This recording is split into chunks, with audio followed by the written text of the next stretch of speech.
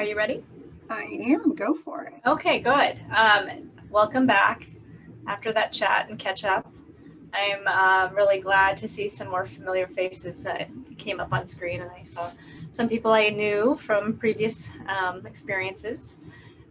So I hope to connect with you guys all at the end as well. I'm going to start now with a presentation from the beginning. And again, this topic, Hindsight is 2020, learning strategies for self-care in trying times, couldn't be any more appropriate at this moment, since we are all here together and able to support each other and learn new tools for self-care strategies. I have felt very privileged and honored to be invited to be your speaker.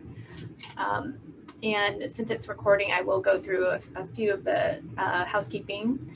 There's no disclosure statement has, shown that I'm not getting any commercial support and I have nothing to disclose.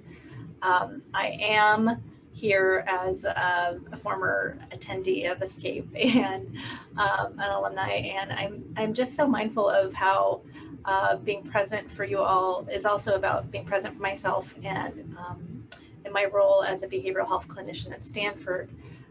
There's been a lot of changes, right? So the new normal of what we do to provide support for our patients here, it's really about self-care for ourselves too, to maintain that balance. As I said, this idea of learning to balance through uncharted waters. I hope you guys all had some time to talk about what that means for you each. And when we started this, we started with the image of a rising phoenix. So I do hope that you can all stay connected and share your personal and even professional struggles with each other and getting additional support. On the left side of this graph, most of us were running around and racing around and trying to balance many things prior to the pandemic. And in some ways, this time has been a reset. On the right, we can focus on ourselves, relaxing and meditating, or getting more sleep, or being mindful that, well, we can't, go everywhere anyway, and traveling right now. So we have to do more things to nurture ourselves. So the idea, when I started that, just the idea of a meditation, we will have moments to pause throughout this presentation to guide ourselves to a place where we're nurturing ourselves. And actually, I think we all learned that when we were at Miraval, and that place is so beautiful. So just acknowledging where we were in those moments. So I'm sure all of you had, kind of some excitement coming into this event of seeing your, fellow alumni. And I think that's kind of why I agreed to do this too, is because I'm actually really happy to see all of you as well. So let me go into, oops. I know I have to just do this one by one here. So I was an alumni of Escape in 2017. My name's Jenny Kwok. I've worked in the field of social work for 30 years. And I've worked in a lot of different capacities, from community, mental health, nonprofits, as a hotline coordinator, as a therapist, and medical social worker and lecturer. And I developed my current position as a behavioral health clinician and worked in Stanford's Cancer Center for 7 years. I find that, this role in social work and behavioral health is rewarding because I provide counseling, resources, and also I get to give presentations like this to the community and staff. I'm doing a podcast now. We have a podcast for radiation oncology called Table Talk with Rad Onc, and I'm on the self-care assignment, essentially. So I do a lot of these types of talks of providing additional tools for our staff here, for patients, and especially during these times, it's so important to find ways to come back to ourselves and learn the tools to help you get through these very difficult, stressful times. I also believe in decreasing the stigma of mental illness. And I can say that the Escape Retreat allowed me to focus on overall mind and body wellness and a holistic approach. And by being there, I reconnected to focusing on my own wellness started recommitting myself to my meditation practice, as well as trying things like Nia dance, the non-impact aerobic dance class. I loved it. I think many of the people today actually who are joining, they probably attended that course too. I attended the equine therapy and an aerial yoga class there. I had spa experiences, and then so much that helped me to focus on self-care, which I continue to promote. And really, it's called radical self-care. It's this idea that you have to focus on all aspects. Mind, body wellness is so key, right? So I think that if we can have those additional takeaways today, mental health is about getting help. Hopefully today, if something speaks to you, getting help from a therapist or going to a support group. Obviously, many of us talk to our friends and family by Zoom right now, or FaceTime or different, video platforms. But we do need to stay connected in these times when we're all socially isolating. Contacting NAMI is important if people need resources. It's the National Alliance for Mental Illness, and decreasing the stigma of mental illness. So there's a lot of aspects in my career that have allowed me to focus on improving and innovating resources for those who have mental illness or who have challenges. And I've been doing that work since I was actually 15. A friend suicided, so I've had this work I've done even earlier than I actually got credentialed for. And so when I got my master's, it was very important to me. So, when we think about all aspects of mental health, different words come up and pop up on this kind of word cloud, like cope, drugs, social wellness, stresses, emotions, personality. So all aspects of our mental health were tested in 2020. So nurturing ourselves and being able to do self-care activities was a way to balance. Imagining, again, the retreat experience can help when there is so much noise and all these competing thoughts. So if, just taking that moment to remember what it felt like to be at Miraval or to be in a place where you felt well. And I remember the food being so nurturing. So that's a great memory for me.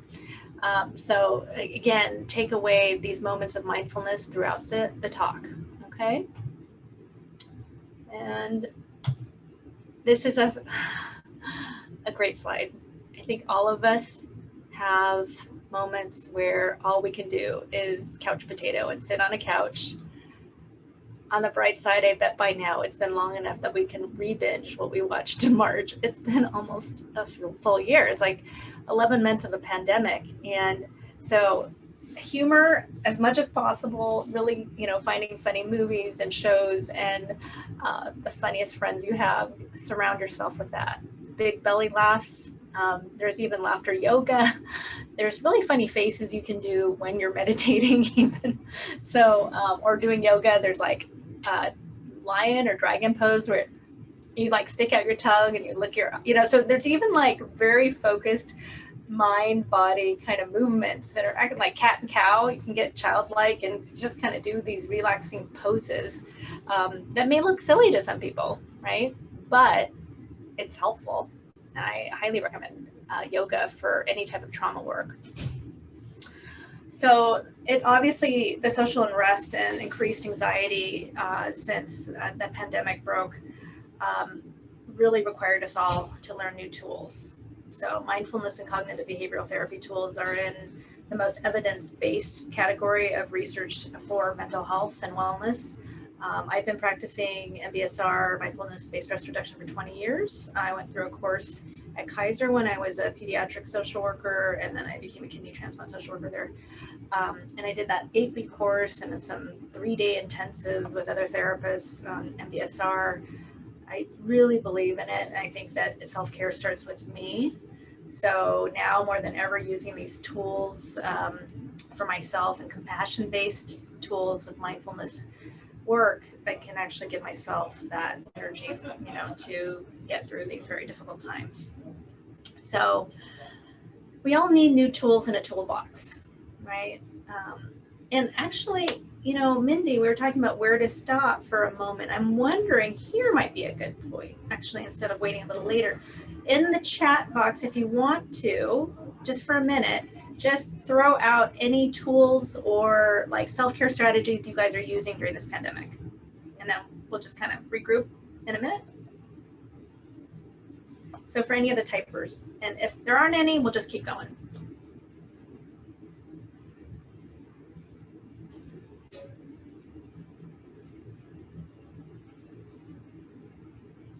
Gratitude journal, a therapist, hiking. I don't know if you could, oh, you can see them, Jenny? Okay. Well, I can hear you saying them. Okay. Let me see if I can. Reading, talking about what we're grateful for each night before dinner, art journaling. Zoom. Jason Zimmerman is actually the person who told me to come to Escape. So I give him a shout out. I saw his face earlier. Thanks, Jason. Yep, happy to do it. Glad you made it. Yeah. I saw him at the hair salon like a few years ago too. Back when I could get my haircut. I know. So we have Qigong, walking outside when I remember to do so. So walking 30 minutes a day reduces depression. There's just been a lot of studies on increased mobility. Making time for hobbies, admiring nature. God, you know, Maryvale is one of the most beautiful places. Tucson, you know, is a really beautiful place. So having just that memory of that image, we're going to do a mindfulness exercise towards a little bit later, which is a dialectical behavioral therapy tool. But so I love all of these that people wrote in: beach, sewing, journaling, talking about what we're grateful for. If people can write down 3 good things daily for up to 2 weeks, Duke University did a research study on MBSR and gratitude. And they said that if you just write 3 good things that you're grateful for every day for 2 weeks, that decreases depression. So I usually tell my patients, if you do that plus walking, you're going to be fine. And I joke with them. I don't say, you know, that for every patient, but I do say that those are tools that are really helpful during these times, right? One of my doctors I worked with, he said, Jenny, everybody has depression and anxiety. And this was way before the COVID. He's like, this is just kind of normal when you have cancer. So, you know, you're going to be very busy. He told me that, like, I think the first day I worked with him. I'm like, oh yeah, I guess I will be really busy. So just being aware, like, these are all tools that you don't have to be a therapist or a clinician to learn these tools. It's just a matter of how severe your symptoms might be that you might want to seek additional therapy, additional support beyond just obviously a talk like this, which is an hour, but really getting into more additional mental health support during these times is actually really common.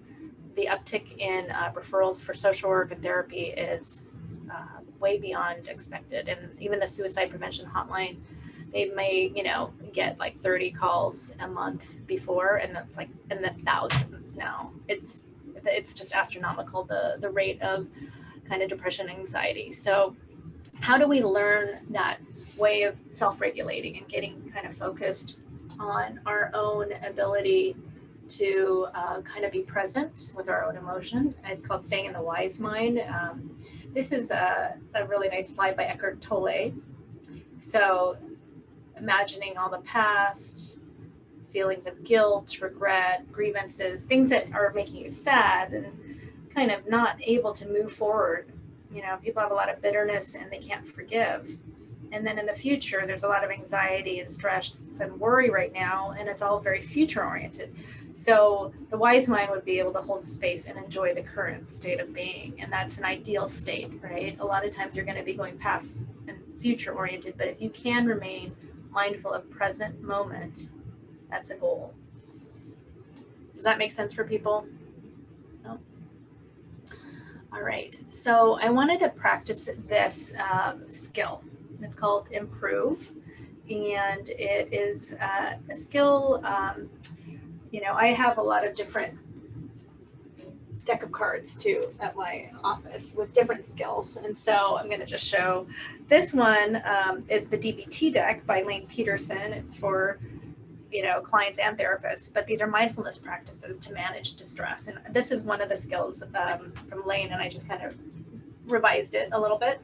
And then Melt, Worry, and Relax. These are cognitive behavioral therapy and mindfulness decks. Very easy to get for patients or for anybody. You know, these are very helpful. So the next breakout session after my talk, you may want to discuss how you felt doing this skill. The improve the moment can translate to improve your mood. So even the first letter, I of improve, is imagery is powerful. So just imagining yourself in nature, on a beach, like somebody mentioned. Some people imagine themselves in the forest. I even kind of thought of myself of when I went hiking at Mirabel, because, you know, kind of related to this talk, I really was trying to transport myself to that place. So imagine yourself where you were. And, you know, our time there, we challenged ourselves and found meaning and purpose and reminded ourselves of what was important. So even coming today, again, you may have felt anxious, excited to see friends and alumni. And so just that idea of kind of also finding your meaning and purpose. And I think that that is part of what the escape experience was like. So if you can kind of focus on M for meaning, what motivates you, and all of you do advocacy work, but also you're engaged people who love to share your stories. So, you know, finding what your purpose is, that will drive action. Some of my patients are also highly motivated to write their story or share their narrative. I encourage that if they want to. P in improve stands for prayer. So finding what provides connection, and prayer does not have to mean any specific religious or spiritual background, but finding P for peace and guidance in a ritual that calms, and it can serve you anytime. Okay. So moving through R, relaxation. What do you do to relax or find relaxing and engage in those behaviors every day? I hope people are doing that right now during this pandemic. At least one thing. I usually do many things a day. Sometimes it's just, you know, giving myself that spa at home feeling, or, you know, lighting a candle and honoring those who've passed, or friends and family I know that have passed this year. Just ways to acknowledge, and also that helps me to relax when I can actually honor those people and also myself. And so O stands for one thing or moment at a time. Slow down and focus. That's the slide earlier.